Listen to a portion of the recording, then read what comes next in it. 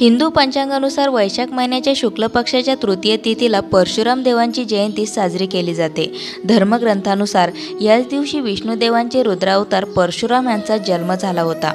आज आपण जाणून घेऊ त्यांच्या जीवनाविषयी काही अनोख्या गोष्टी ज्या आजही लोकांसाठी अज्ञात आहेत। आपले शिष्य भीष्माला ते कधीही पराजित करू शकले नाहीत। महाभारतानुसार महाराज शंतनूचे पुत्र भीष्माला भगवान परशुराम यांनी शस्त्र चालवण्याचे शिक्षण दिले होते।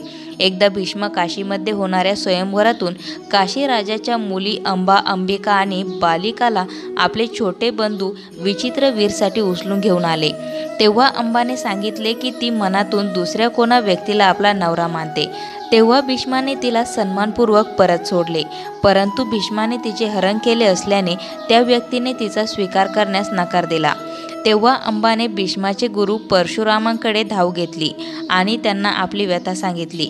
अंबाचे म्हणणे ऐकून परशुरामाने भीष्माला तिच्याशी विवाह करण्यास सांगितले, परंतु ब्रह्मचारी असल्याने भीष्माने असे करण्यास नकार दिला। तेव्हा परशुराम आणि भीष्मामध्ये प्रचंड युद्ध झाले आणि शेवटी पित्याचे ऐकून परशुरामाने आपले शस्त्र ठेवून दिले।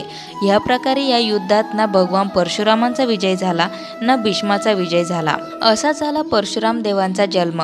महर्षी भृगूचा मुलगा रुचिकचा विवाह राजा गादीची मुलगी सत्यवती हिच्याशी झाला होता। विवाहानंतर सत्यवतीने आपले सासरे महर्षी भृगूकडे स्वतःसाठी आणि आपल्या आईवडिलांसाठी मुलाची याचना केली। तेव्हा महर्षी भृगू यांनी सत्यवतीला 2 फळे दिली आणि सांगितले की ऋतुस्नानानंतर तू उमराच्या झाडाला आलिंगन दे आणि तुझ्या आईला पिंपळाच्या झाडाला आलिंगन द्यायला सांग आणि त्यानंतर दोघींनी या फळाचे सेवन करा। परंतु महर्षी भृगू यांनी सांगितलेली ही गोष्ट सत्यवती आणि तिच्या आईच्या लक्षात राहिली नाही आणि दोघींनी उलट झाडांना आलिंगन देऊन या कार्यात चूक केली।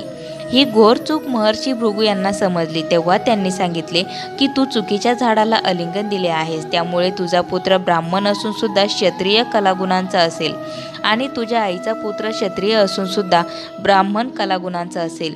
तेव्हा सत्यवतीने महर्षी भृगूकडे प्रार्थना केली की माझा पुत्र क्षत्रिय कलागुणांचा होऊ नये, भलेही माझा नातू मुलाचा मुलगा असा झाला तरी चालेल। तेव्हा महर्षी भृगूने तिचे म्हणणे मान्य केले।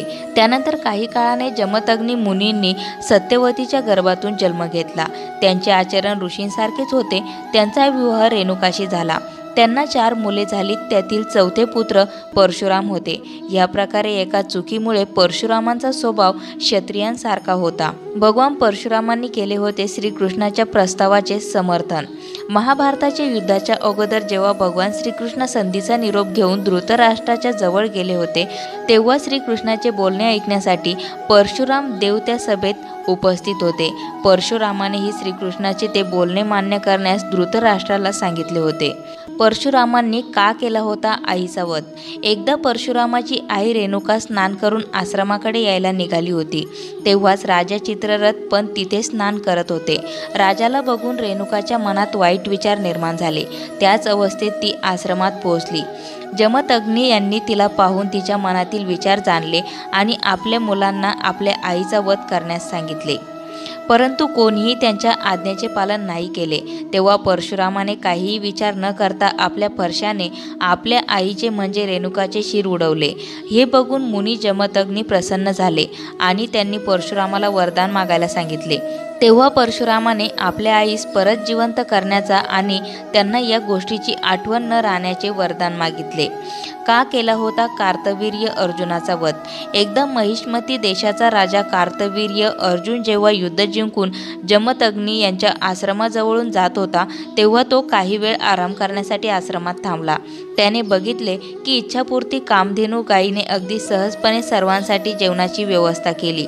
तेव्हा कार्तवीर्य अर्जुनाने बलाचा वापर करून कामधेनूच्या बछड्याला आपल्यासोबत नेले। जेव्हा ही गोष्ट परशुरामाला समजली, तेव्हा त्याने कार्तवीर्य अर्जुनाच्या 1000 भुजा कापून त्याचा वध केला। यामुळे केला क्षत्रियांचा संहार।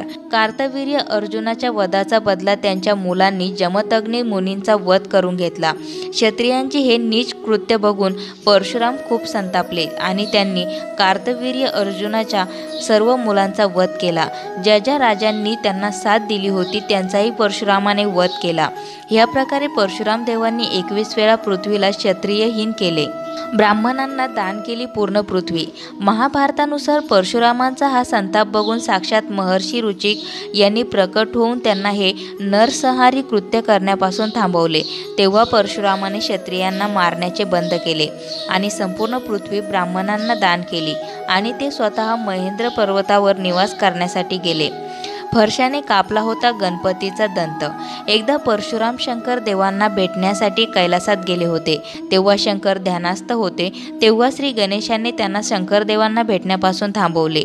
त्यामुळे संतापात परशुरामाने फरशाने त्यांच्यावर वार केला. हा फरशा शंकरानेच परशुरामाला दिला होता, म्हणून त्यांचे वार फुकट जाऊ नये म्हणून गणपतीने तो वार आपल्या दातावर घेतला. त्यामुळे त्यांचा एक दात तुटला. तेव्हापासून त्यांना एकदंत संबोधले जाऊ लागले. ही होती परशुरामांच्या भावांची नावे. ऋषी जमदग्नी आणि रेणुका यांची 4 मुले होती. त्यातील सर्वात लहान परशुराम होते. परशुराम देवांचे 3 मोठे बंधू होते. त्यांची नावे क्रमशः रुक्मवान, सुषेणवसू आणि विश्वावसू होते. अमर आहेत परशुराम. हिंदू धर्म ग्रंथांमध्ये काही महापुरुषांचे वर्णन आहे जे अजूनही जिवंत आहेत. यांना अष्टचिरंजीवी सुद्धा म्हटले जाते. त्यामध्ये विष्णुदेवांचे अवतार असणाऱ्या परशुरामाचा सुद्धा समावेश आहे. अश्वत्थामा, राजा बळी, महर्षी वेदव्यास, हनुमान, विभीषण, कृपाचार्य, ऋषी मार्कंडेय आणि परशुराम यांचा समावेश आहे असे मानले जाते की परशुराम आजही कुठेतरी तपस्येमध्ये मग्न आहेत. अशाच नवनवीन माहिती व्हिडिओसाठी मंगलम या चॅनलला सबस्क्राईब करून बेल आयकॉनला जरूर प्रेस करा.